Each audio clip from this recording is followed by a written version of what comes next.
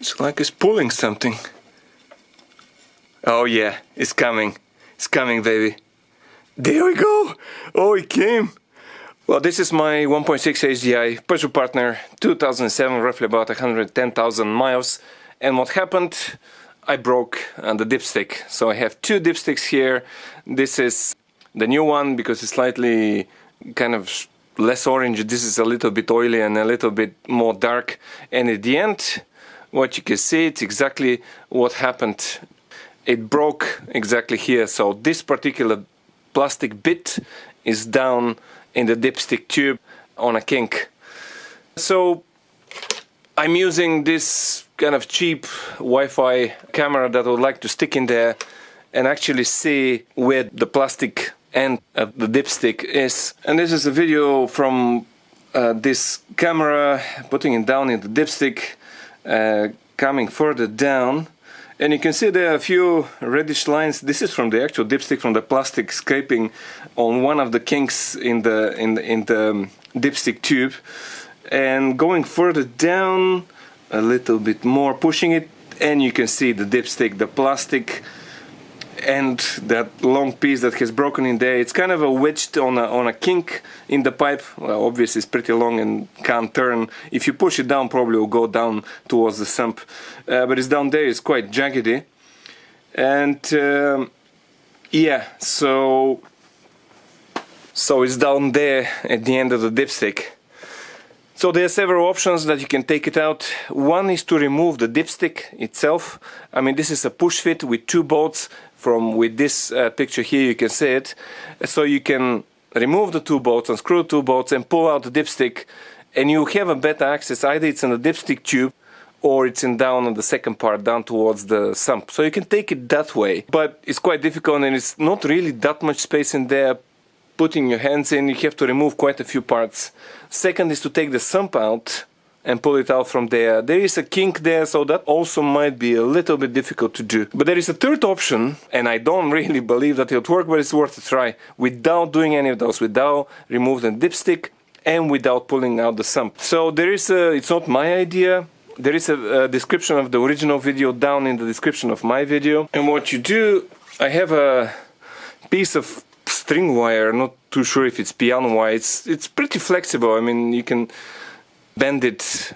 It's 0.8, 0.9 millimeters, that particular wire. I think I bought it from B&Q. And I have T25 key, that is, the diameter is 4.5 millimeters. And what you do is simply you do a few loops, 1, 2, 3, 4, 5, 6, 7, 8. Let's say 8 loops on that. Snip the end off,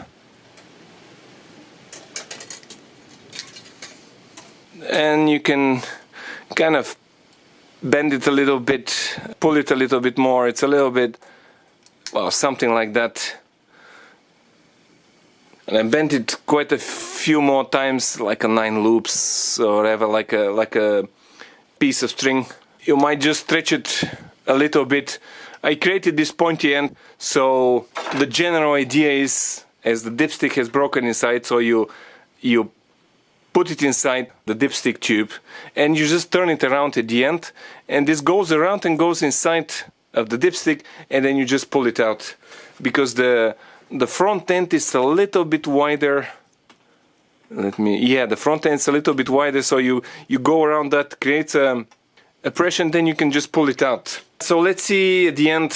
It's pretty long. I mean, it's not that long, but like a meter long or so. And in the end, I've pulled a loop so I can kind of turn it around inside the dipstick. So let's see how this will go, if I can pull it out with this particular method. I'm quite skeptical. Let's give it a try.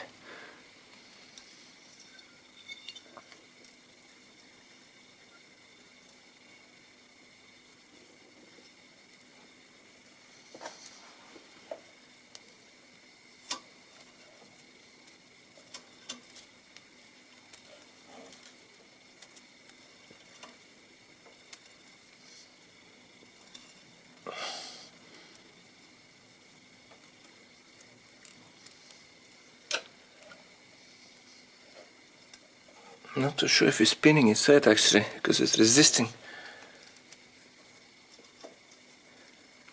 Let's give it a go.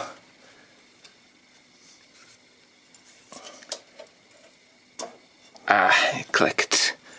Didn't take out anything.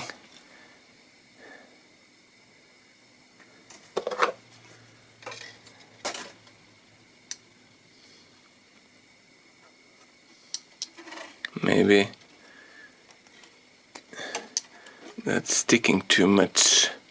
No, maybe a little bit more, even more actually. Let's spread it like that a little bit to see, so kind of spread it a little bit more to see if it will do something better. Let's see.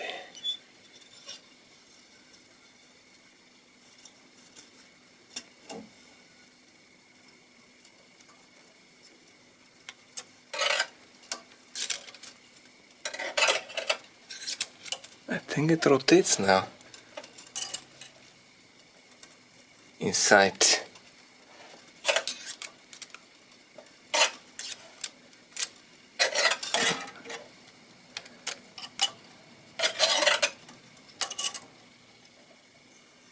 No, nothing. Just maybe it doesn't. It needs to.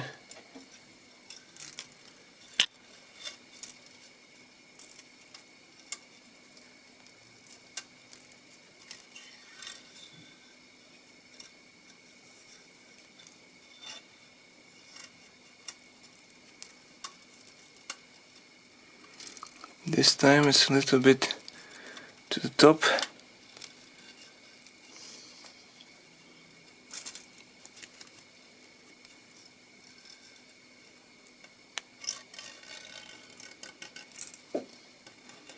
It's like it's pulling something. Oh yeah, it's coming. It's coming, baby. There we go! Oh, it came!